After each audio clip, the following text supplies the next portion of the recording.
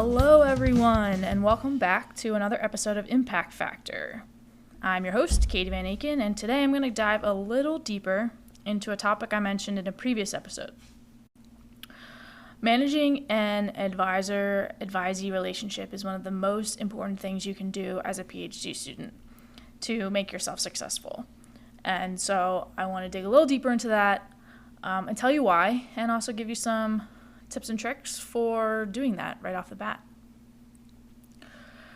So we already talked about how picking an advisor when it comes to picking where you're going to do your PhD is more important than picking the research project itself. But I just want to underscore this point one more time. I don't have any research or statistics to back this up, but I have read in multiple places that a PhD advisor is the most important factor when determining a PhD student's experience in grad school. In other words, a choice of advisor can make or break your experience, even more than a boring project. This can be tricky though, because sometimes it's hard to tell if your advisor will be good or not, based on only a few meetings or talking with other students. So here are a few things you can do early on to set a good baseline for the 5+ years you'll be working with them. Regardless of how they are when you first meet them, these tips and tricks can sort of, set a good stage and make sure you have the most successful relationship moving forward.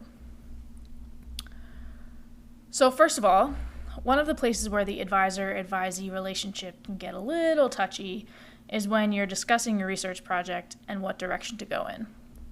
This can be a place where you disagree, but you feel like since you work for your advisor, you have to go along with what they think. While that may be partially true, you also should maintain control over your research, since it's your journey and ultimately your degree you are working on. In my experience, your advisor will happily throw out a bunch of ideas when you're meeting because that's what they do. They generate ideas and grad students go test them.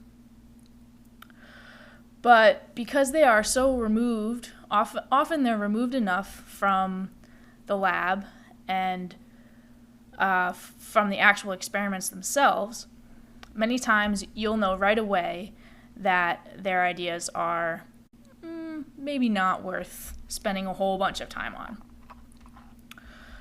But you can't just say that, right? So here's some things you can do. So first of all, you could respond with a compliment sandwich to shield your skepticism a bit. So for example, your advisor comes to you with an idea and you say, "Oh, that's a super interesting idea. I'm not entirely sure it would work though because of the blah, blah, blah temperature, blah, blah, blah. But let's keep brainstorming ideas like this." In an ideal world, this will get them off that idea and into coming up with other, hopefully better ones, and more of a collaborative discussion moving forward.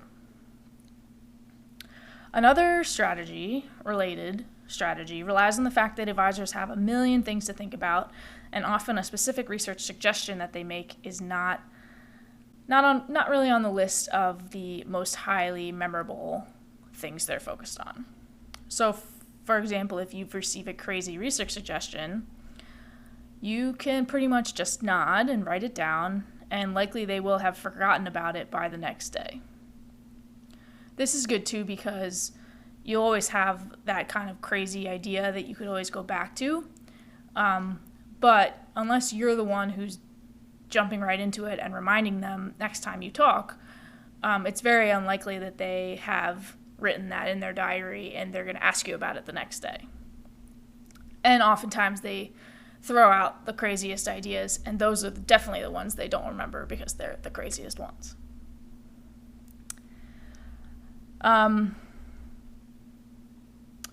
And finally, one proactive way, if there's a specific research idea you have that you want to look into, but you feel like you need their blessing or you sort of want to run it by them, but you're not sure if they're going to really feel it, try to make your advisor think it was their idea. And then they'll get excited about you spending time on it and definitely give you the go-ahead. A little bit more about this strategy. Honestly, it's it's a pretty good strategy in academia as a whole, for sort of getting permission to do something that you think is a great idea, by making, a higher up person think that it was theirs. But it's also a solid strategy in the workforce. As someone who works a 9 to 5 job now, some of the times you have a great idea and you just need someone to believe in it. Sometimes the best things you can do is to sort of make them think that it was their idea, and absorb the fact that you won't be getting the credit for it, but at least you know that it'll maybe get through and start making change. So keep that in mind for down the line as well. So these tactics that I just sort of described, right, the compliment sandwich and the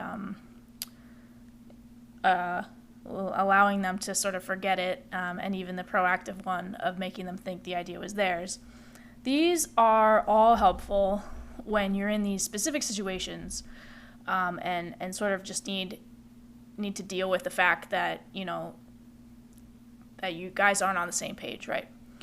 But none of these take the place of good communication.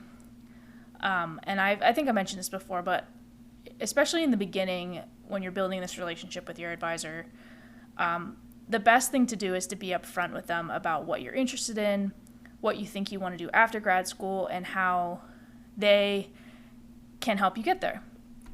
And make that a collaborative discussion as well, because ultimately your success is in their best interest, and obviously it's in your best interest as well. So when I started my PhD, I was so shy and sort of afraid to speak up that I didn't correct my advisor when he said I was a chemistry major. And once he put me on a project, first project to start out with, it was clearly related to, it was related to battery electrolytes. And it was clearly because he had this misconception that I was a chemistry major. And in fact, I was a physics major. But I felt so awkward in the beginning that I wasn't comfortable bringing it up after that one sort of oversight. And so, from there on, I'm pretty sure he thought I was a chemistry major forever, and tended to reference it sometimes, and I just had to deal with it.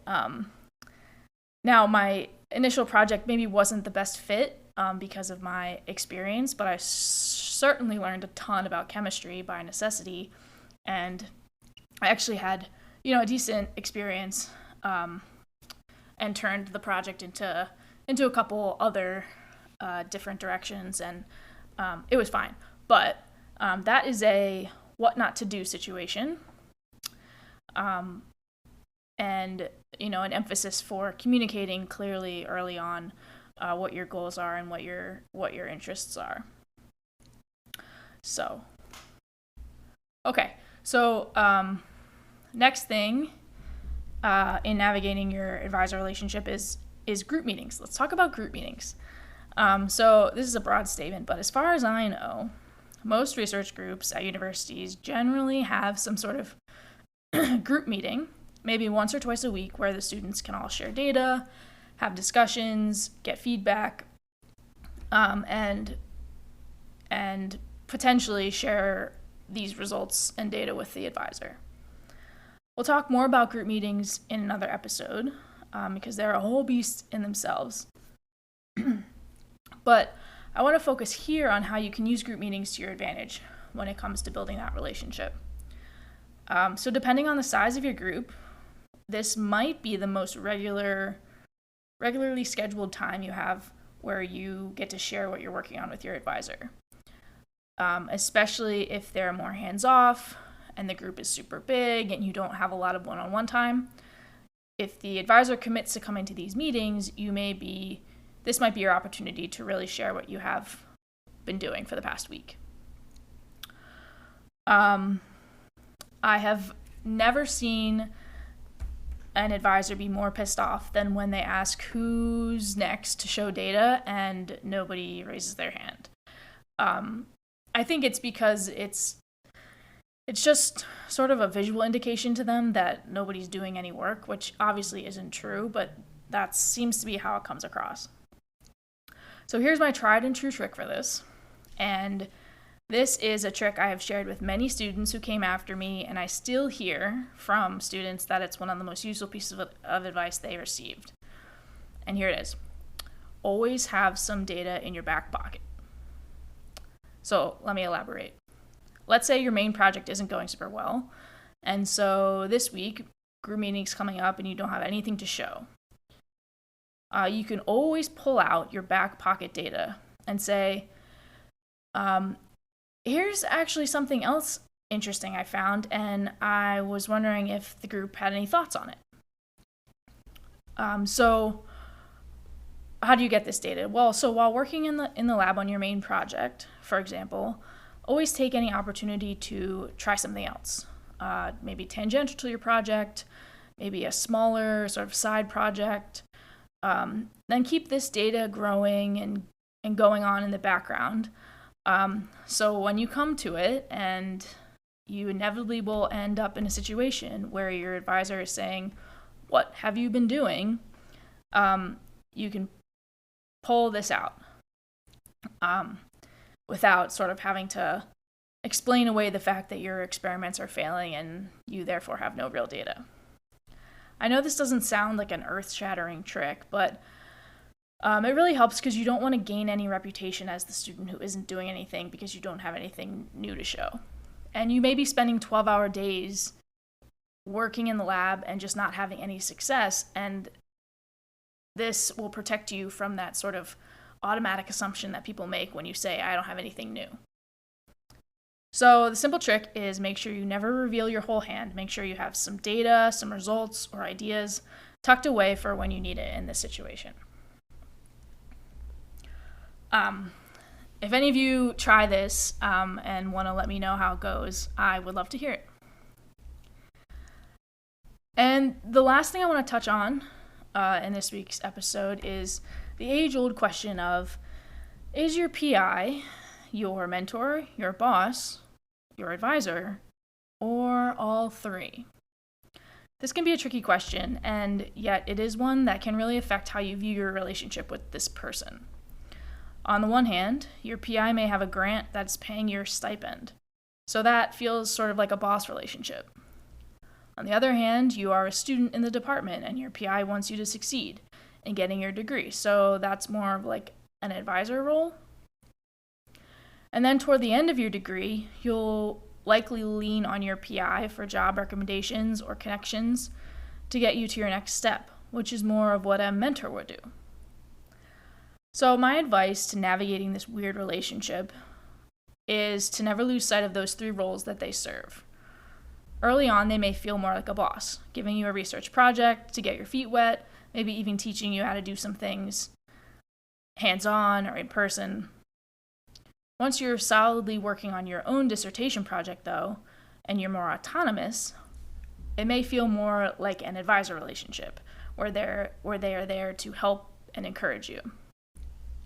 And finally, as you're looking ahead, and likely if you stay in the same field, post-PhD, you may feel like they're more of a mentor who can help open doors for you and eventually be your colleague in the field of research that you're pursuing. I will once again say, though, that even though your PI is all of these things, and it is very confusing to navigate, the best way to handle this is to communicate with them early on. Ask them how they want you to let them know if you need to take a day off. Do they want a formal request for vacation time like a boss would? Or do they trust that you will inform those who need to know of your absence when needed? Do university holidays include grad students in their group? What should you do if you need a sick day or a mental health day?